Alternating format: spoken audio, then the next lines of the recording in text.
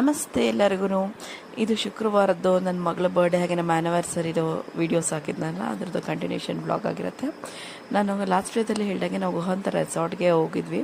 ಇಲ್ಲಿ ಎಂಟ್ರೆನ್ಸ್ ಕೂಡ ಒಂಥರ ಗುಹೆ ಥರನೇ ಇದೆ, ಹಾಗೆಯೇ ರೂಮ್ಗಳು ಹೋಗೋ ದಾರಿನೂ ಕೂಡ ಗುಹೆ ಥರನೇ ಇದೆ.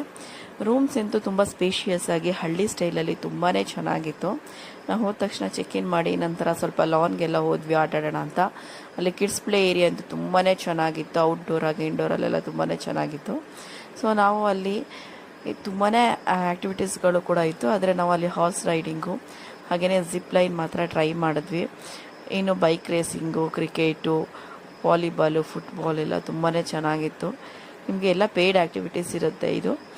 ನಂತರದಲ್ಲಿ ಅಲ್ಲಿ ಇಂಡೋರಲ್ಲೂ ಕೂಡ ತುಂಬಾ ಆಪ್ಷನ್ಸ್ ಇತ್ತು ಆಟ ಆಡಲಿಕ್ಕೆ, ಮಕ್ಕಳಿಗೆಲ್ಲ ಚಿಕ್ಕ ಚಿಕ್ಕ ಐಟಮ್ಸ್ಗಳು, ಹಾಗೆಯೇ ಕೇರಮ್, ಚೆಸ್, ಟೆನ್ನಿಸ್, ಫುಟ್ಬಾಲ್ ಆ ಥರ ಎಲ್ಲ ತುಂಬಾ ಇತ್ತು. ಬುಲ್ ರೈಡ್ ಎಲ್ಲ ಇತ್ತು.